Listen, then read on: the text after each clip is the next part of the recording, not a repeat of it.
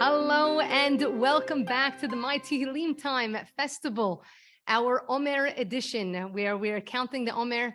And I'm so excited to have you back. For those of you that it's your first time here, welcome. Where have you been? For those of you that have been here time after time, welcome back. We had a fantastic opening night last night, and I'm excited for this evening's program. My name is Orly Wava. I'm the founder of Abraham's Legacy, a social network for tefillah focused on the Sefer of Tehillim and the power that it has to really unify us in a tremendous way. This is an app that's truly a labor of love in memory of my grandfather, Alav Shalom Avraham Ben Polin. And the truth is, working on this event and working on the app makes me feel like I'm continuously having a relationship with my grandfather. But I feel very, very honored to be doing this. And I just want to thank each and every one of you for taking the time out of your day, out of your evening, to be here with us, to be growing spiritually, emotionally, physically. We're really stretching ourselves during this time of the Omer. Now we're on to the main attraction, Rebekah Saltzman. She is a personal organization expert and a sustainable lifestyle leader in the Jewish community. Decluttering, reducing waste, and a simplified Jewish life are all married in her premier book, Organized Jewish Life, The Essential Guide to Planning Jewish Holidays, Events, and Everyday, which is going to be included in the raffle, as I mentioned. A busy mother of three, an entrepreneur, Rebekah knows the struggles of keeping it all together. Pair that with the revolving Jewish calendar, managing all the customs in everyday life, and it's easy to drown. But using her expertise as a personal organizer, Rebekah has tackled the seemingly impossible task, making Jewish customs, traditions, and holidays simple with the ultimate checklist for Jewish life. And every week, Rebekah helps people all over the world from all different denominations to declutter their lives in a popular virtual decluttering session called Power Hours.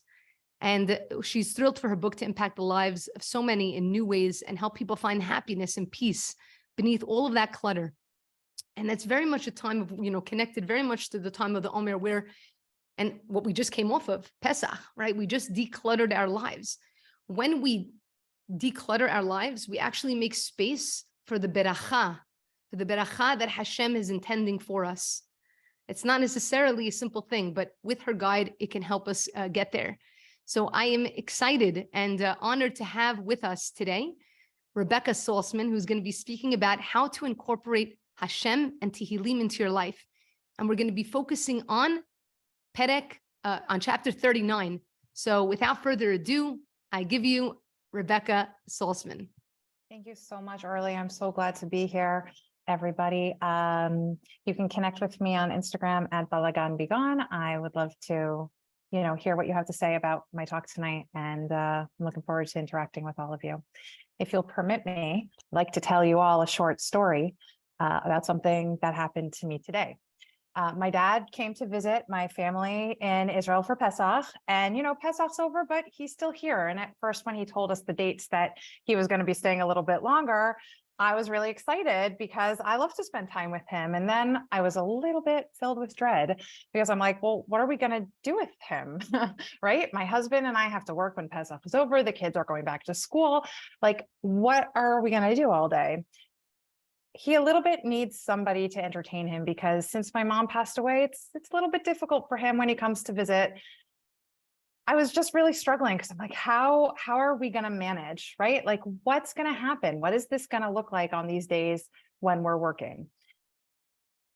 I couldn't fathom it because I had just taken off all these days before Pesach and all the days of Pesach to be with him and my family. And in all honesty, I did work like a tiny little bit, but mostly I just was keeping an eye on things. And I mainly ignored my phone and my messages before, during, and even a little bit after Pesach. But like, I had already taken off all this time and I didn't know what to do. Now, when my dad comes to visit, he likes to go to the hot springs that are around Tveria.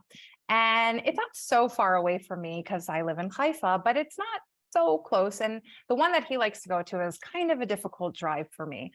And he really wanted to go today. And, I was just like, no, we can't do that. It's just, I can't make it happen. And I could see he was so disappointed. And I was like, oh gosh, I can't live with disappointing him, right? The hot springs, I know they make him feel so much better and they give him so much physical relief. So I thought about it and I said, okay, let's make a deal.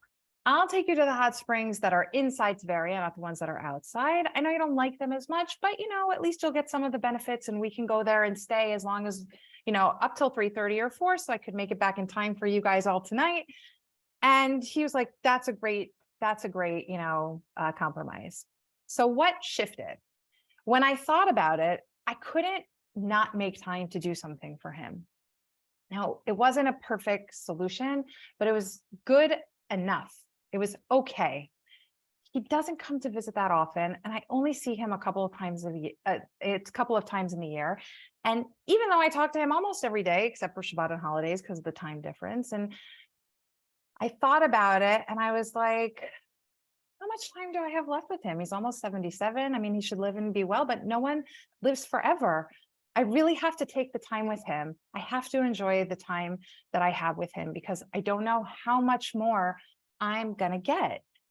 Now, I don't have to spend every single minute of the day with him when he visits, but I have to try to spend some time with him. And while it isn't my job to make him happy, if I can bring him some joy, I feel like I've fulfilled the mitzvah of honoring my parents.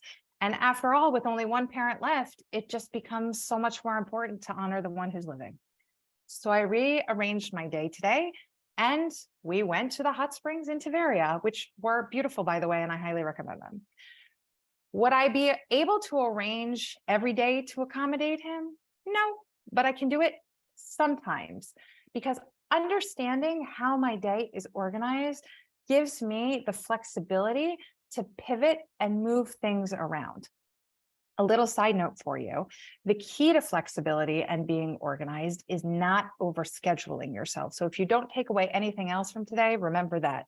Don't overschedule yourself. It's important to remember that how we spend our time shows us, our families, the world, they show what our values and our priorities are. What our time looks like shows what our values and priorities are. If I couldn't prioritize my flesh and blood father, I mean, seriously, what am I doing here? And the thing is even prioritizing my flesh and blood father is not enough. I also have to prioritize my heavenly Father, the one who really takes care of me, gives me everything I need, even when I may not deserve it, even when I don't do a good job of honoring him. If you don't already know me, hi, I'm Rebekah Saltzman, a personal organization expert who helps Jewish families everywhere get organized and have less so that they can have more by teaching them to curate their best collection of objects so that they can spend less time on stuff and more time on the people they love and the things that they want to pursue. I'm also the author of Organized Jewish Life, and I run a decluttering membership called The Journey to Organization, where I help people all over the world declutter and get organized in real time. Let's talk about Psalm 39, Tehillim 39. It isn't a happy psalm, and it doesn't even have a happy ending like other psalms. It's a lament, and it looks like the author is a little bit angry at God. Women often tell me, I just don't have enough time to do it all. They're frustrated, and in a lot of cases, though most don't admit it out loud, they lack the belief that God is actually doing what is best for them and that God has a plan for them, or even that God is with them at all. They feel abandoned and miserable, just like the author of Psalm 39, who is David. It's hard to imagine King David feeling abandoned by God, and yet here is evidence that this is true. I mean, who would have thunk it? But here we have it in black and white. I feel the frustration and I get it because I don't have enough time all the time to do everything either. And sometimes, in all honesty, I feel like God says to me, here's the roadmap. By the way, it's in Chinese, which in case you didn't know, I don't speak. And best of luck to you figuring it out because ha ha ha, right? Sometimes I feel just like he's laughing at me, abandoned and all alone. What David is feeling is a deep despair in this psalm. It's penetrating. It's my soul hurts so much. I don't know how I can move on and feel better. He feels despair because he was pursued by his enemies. And even when he's pursued, he doesn't get mad at God. He holds it in. He restrains himself because he believed God had him on the correct path. He holds himself back and he tries to have gratitude for all the good things God does for him. And then all of a sudden, he loses it because sometimes it all feels like too much. And for him, it just all felt like too much. Let me know if this resonates for you. The kids all need something, your husband needs something, your clients need something, and the pursuit of trying to do what everyone needs, plus be there for yourself, all the while trying to be a servant of God, there sometimes just isn't enough of you to go around. And this is what David's feeling. He just can't get on his way. He begs God at this point to let him know when his end is near, because he would rather die than continue on. And then he gets angry again. I do all this work and amass all this wealth, and I don't even think I'm going to be able to enjoy it. All my hard work is going to be for someone else. And we know he doesn't get to build the Beit HaMikdash, right? All the glory goes to somebody else. And then we get to the climax. I have to put my faith in you, God, and I ask you to please forgive my sins. But now I'm going to stop talking to you because you're bringing me all this punishment. So it's pointless for me to talk to you because the punishment is too severe for how fleeting human life is. And then David says, in a somewhat confused way, give me hope, give me a sign. And in the end, he's just like, you know what, God, just leave me alone. Let me be, because I don't know. I can't figure it out. And through the whole psalm, David is in despair. And even when he seems to know and understand God is with him, he struggles with internalizing it. I understand David, and I bet you do too, because sometimes, like I said before, it all feels like too much. Sometimes the sadness, the efforts that don't turn into anything, the burdens people place on us, it all feels like it's our responsibility, like we're the ones who have to do it all. But we don't. We simply don't. It's not possible to have perfect faith all the time. David clearly shows us this in Psalm 39. However, it's important to understand that we always need to be improving our faith, even when it feels pointless, which to me feels like what he is doing here. When we stop devoting time to God, that's when it's the most difficult to connect to him. That's when the despair is heaviest. That's when we feel most alone. And this is not only true with devotion to God, but with all things we want to accomplish. When we stop trying, that puts a hole in our heart, and that leads us to despair.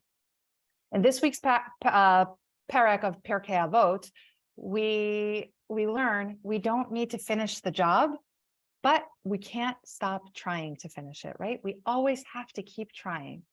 So what can you do? You can't conjure up more time, right?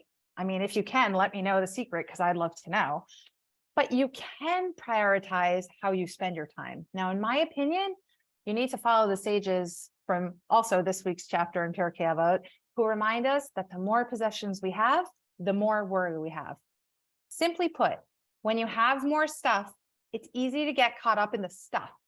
But if you minimize, simplify, reduce, and get yourself back to the basics, just what you need, it's easy to prioritize yourself, your family, your community, and God. Stuff distracts us from our purpose, which is serving God. That's it. Our goal here is to serve God. To be clear, we totally need stuff to live. I get it. But the amount of stuff we need, well, that's debatable. And most of us don't need as much as we think we do. And in my opinion, you really need a lot less than you have. I want to share another story with you. Someone wrote to the Lubavitcher Rebbe about asking if it was okay for him to see a doctor when he was sick. And the Lubavitcher Rebbe wrote, a doctor is given permission to heal, and therefore one must seek a doctor. At the same time, he must clearly understand that it is God who is the healer. He then goes on to say that a person must also heal their spirit and say psalms for that specific day of the month daily, and study the Torah portion of the week, so every day, so as to complete it in each week. Now, in full transparency, I started doing this a few months ago, even before I read this story, because I've kind of been having a little bit difficult time with some things in my life. So I made up my mind that I was going to say a certain, course of tefillot every day, Tehillim, and learn the Parsha. And even on the days when something came up out of the ordinary and I was short on time, and even if I did it out of my regular order, I made time to fit in every day for God. Not every day feels like I'm winning at life, I'll be honest. But when I look back at the total of days or weeks, I see I dedicated time to things I believe in, and that has changed me. It helps me see what are my priorities in life. And when I feel sometimes like God's abandoned me, I find it easier to move myself from despair to a more even emotional level. Not quite joy, but not suffering either. During the second week of the Omer, we focus on Gevurah, restraint. Today's restraint is coupled with Hod, beauty. There is beauty in restraint. Let me say that again, because I think it's really worth repeating. There is beauty in restraint. Psalm 39 teaches this. David holds his tongue in complaints of God. But even with restraint, there's a limit because we can't hold back forever. Sometimes we need to say things. If we hold back too much, it feels like we may just explode. The same thing's true with stuff. It's good to be restrained with things because when you have too much, it all feels like too much responsibility. But at the same time, there are things that we need. What I hope for you is that you find the beauty in doing less, having less, and needing less, because it makes it easier to hear when God is speaking to you because there's less distraction. And it also makes it easier for you to spend time with him. The messages that we get from God may not always be clear, but the fact that he's trying to send us a message will be clear when we have less distraction. It's frustrating when the message doesn't have a clear path to take, but even if it did, would you take it? Would you know? It will be your job to find the beauty in God's restrained message to you and take the path that's meant for you. Thanks so much for listening. Thank you so much. What a beautiful My message. pleasure. Beauty in simplicity. Thank you so much for being here with us, Rebekah. And guys, check out Rebekah's book and follow her. All the links have been posted here, and they're also in the email that was sent to you. I really appreciate you being here with us. My pleasure. I hope to see you again on Wednesday. We're not going to be meeting tomorrow. Just to remind you, our next session is going to be on Wednesday with Rebbitzin Malka Kaganoff, discussing chapter 24, focused on the topic of ascending the mountain of the king. So please do join us 8 p.m. Israel time, 1 p.m. New York time or Eastern time on Wednesday. Remember, tefillah changes us. And when we change, our entire world changes. Have a great night. Love you all. Mwah.